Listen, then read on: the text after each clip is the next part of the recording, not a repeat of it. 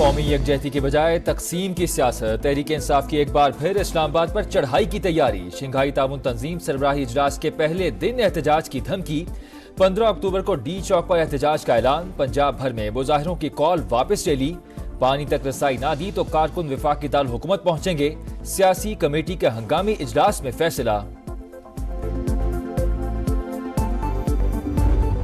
Arrangement بھی مکمل طور پہ یہاں پہ کر لیے گئے ہیں اور کسی کے کوئی اعلان کرنے سے نہ کوئی فرق پڑتا ہے۔ تو کوئی سازشی ذہنیت رکھتے ہیں ان کو گھر بیٹھ کے سکون کرنا چاہیے۔ ایس سی او بڑی خوش اسلوبی سے آگے چلے گی۔ شرپسند عناصر کو کوئی موقع نہیں ملے گا کہ وہ کوئی بھی اس میں رخنہ ڈال سکیں۔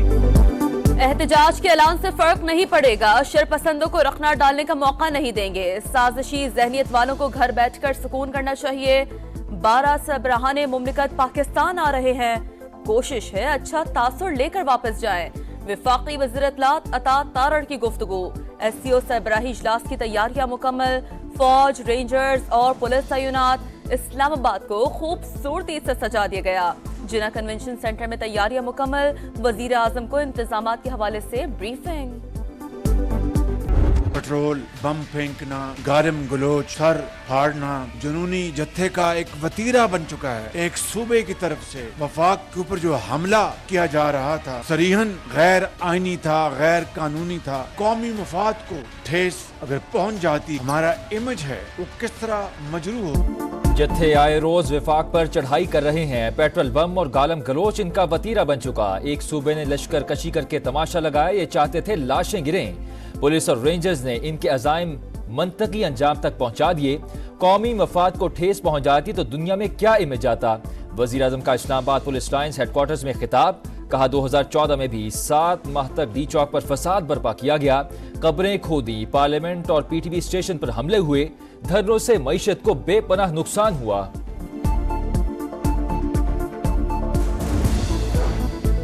ایس سی او سربراہی اجلاس کے دوران احتجاجی کال، ملک دشمنی، ریاست پوری طاقت سے شرپسند عناصر کو روکے گی۔ وزیر دفاع خواجہ آصف کا 2 ٹوک اعلان۔ رانا ثناءاللہ بولے، پی ٹی آئی کا ریاست دشمن چہرہ بے نقاب ہو گیا، یہ پاکستان کی معیشت اور ترقی کے دشمن ہے، ان کے ساتھ وہی سلوک ہونا چاہیے جو ملک دشمنوں کے ساتھ ہوتا ہے۔ آئینی ترامیم پر اتفاق رائے کمیشن، پارلیمنٹ کی خصوصی کمیٹی میں نون لیگ، پیپلز پارٹی اور جے یو آئی نے اپنے مسودے پیش کر دیے۔ بیٹھک آج پھر لگے گی۔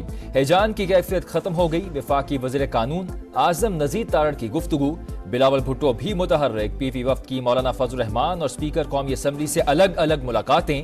نون لیگ کے پارلیمانی لیڈر عرفان صدیقی اور خالد مگسی کی بھی جے یو آئی سربراہ سے مشاورت۔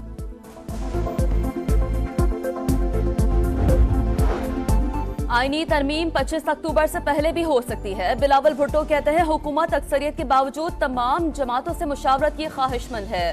امید ہے اپوزیشن پارٹیوں سے بامعنی گفتگو ہوگی۔ تحریک انصاف کی جانب سے کوئی تجویز نہیں آئی۔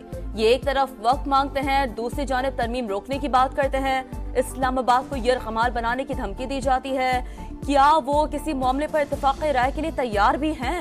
اگر پی ٹی آئی چاہتی ہے کہ جلد بازی نہ ہو تو پھر مشاورتی عمل کا حصہ بنے۔ سما کے پروگرام میرے سوال میں کہا، کسی کے حق میں یا خلاف قانون سازی نہیں کر رہے، عدالتی نظام میں تبدیلی لائے تو یہ بہت بڑی کامیابی ہوگی۔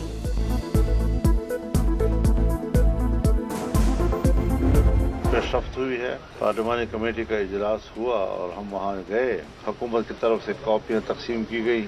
آج ہم اس پر بات چیت کا آغاز کر رہے ہیں۔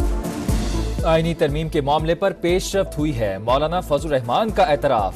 پریس کانفرنس میں کہا جے یو آئی اور پیپلز پارٹی نے متفقہ مسودہ لانے پر اتفاق کیا ہے۔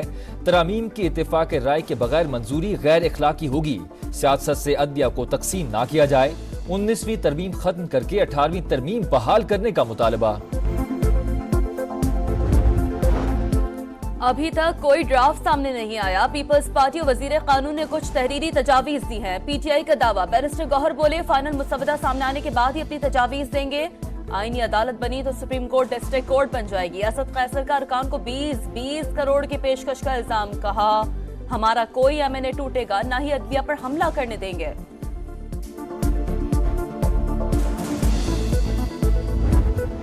ملک آئینی بحران سے دوچار، حکومت چاہتی ہے مرضی کے جج لگائے جائیں، اداروں میں بھی مرضی کے لوگ بٹھائے جائیں، آئین پر شب خون نہیں مارنے دیں گے۔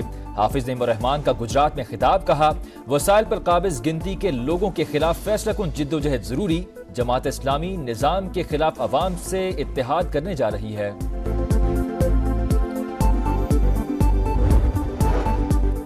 چیف جسٹس آف پاکستان قاضی فائز عیسیٰ کی 25 اکتوبر کو ریٹائرمنٹ، اعزاز میں فل کورٹ ریفرنس ہوگا۔ رجسٹرار آفس نے سرکولر جاری کر دیا، چیف جسٹس کی سرکاری خرچ پر الوداعی عشائیہ لینے سے معذرت۔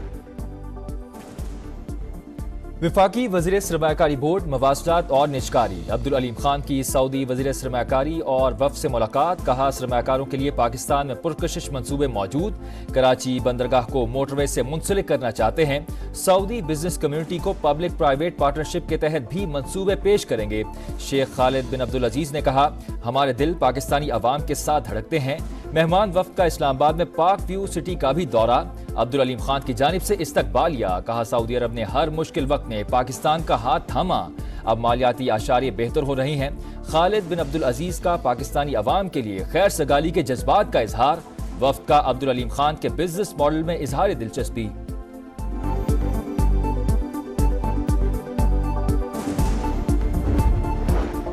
صدر آصف زرداری کی ترکمانستان میں روسی ہم منصب ولادیمیر پوٹن سے غیر رسمی ملاقات، خوشگوار جملوں کا تبادلہ، دو طرفہ تعلقات مزید مضبوط بنانے کا عزم۔ صدر زرداری سے ترکی کے پارلیمنٹ کے اسپیکر کی بھی ملاقات، تجارتی اقتصادی تعاون اور عوامی رابطوں کے فروغ پر تبادلہ خیال۔ صدر زرداری کی اشوکاباد میں بین الاقوامی فورم میں شرکت، باہمی رابطوں کے فروغ پر زور۔ کراچی کے تھانہ قائد آباد میں ڈاکٹر ماہرنگ بلوچ کے خلاف مقدمہ درج، دہشت گردوں کی سہولت کاری کا الزام۔ ایف آئی آر کے مطابق ماہرنگ پڑھے لکھے نوجوانوں کو ورغلا رہی ہیں، مقدمے میں اشتعال دلانے، اکسانے سمیت دہشت گردی کی دفعات شامل۔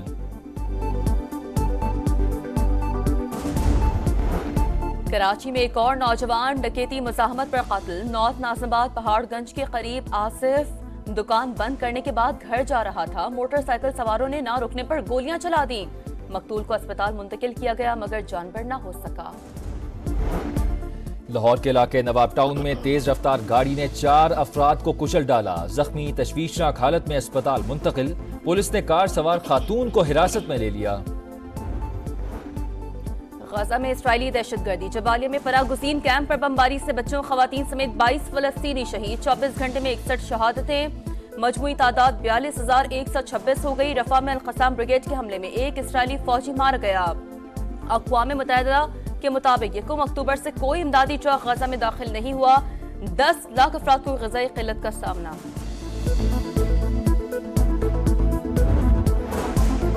اسرائیل کی لبنان میں بھی جارحیت، یو این امن مشن پر دوسرا حملہ، 2 سری لنکن اہلکار زخمی، عالمی ادارے، فرانسیسی صدر، اٹلی اور اسپین کے وزراء اعظم کی صہیونی فوج پر تنقید، صورتحال ناقابل قبول قرار، امن دوستوں کی سلامتی یقینی بنانے پر زور۔ لبنانی فوج بھی بمباری کا نشانہ، 2 اہلکار جاں بحق، 3 زخمی ہو گئے، 24 گھنٹوں میں مزید 60 شہادتیں۔ حزب اللہ کے تل ابیب پر ڈرون حملے سائرن بج اٹھے، ایک عمارت کو شدید نقصان پہنچا۔ امریکہ نے اسرائیل پر میزائل حملے کے بعد ایران کی آئل انڈسٹری پر نئی پابندیاں لگا دی۔ امریکی محکمہ خزانہ کے مطابق انرجی سیکٹر سے حاصل آمدنی سے تہران اپنے نیوکلیئر پروگرام کو فروغ دے رہا ہے۔ بیلسٹک میزائل، جدید ڈرونز کے پھیلاؤ اور خطے میں پراکسیز کی امداد کا بھی الزام۔ اسرائیلی میڈیا کے مطابق نیتن یاہو نے ایران پر حملے کے لیے مشاورت مکمل کر لی۔ ہفتے کو یہودیوں کے مقدس تہوار یوم کپور کے بعد حملے کا امکان۔ شاہینوں کا زوال، پاکستان کرکٹ میں بھونچال، ملتان ٹیسٹ میں انگلینڈ کے ہاتھوں شرمناک شکست کے بعد کپتان شان مسعود کی تبدیلی یقینی، محمد رضوان، سعود شکیل اور سلمان علی آغا کے ناموں پر غور، دوسرے ٹیسٹ کے لیے ٹیم میں اکھاڑ پچھاڑ کا امکان، آؤٹ آف فارم کھلاڑی ڈراپ ہوں گے، امام الحق اور کامران غلام کی انٹری کا امکان۔ ویمن T20 ورلڈ کپ میں پاکستان کو ایک اور شکست، آسٹریلوی ٹیم سیمی فائنل میں پہنچ گئی۔ دبئی میں گرین شرٹس کی جانب سے 83 رنز کا ہدف آسٹریلیا نے 1 وکٹ پر ہی حاصل کر لیا۔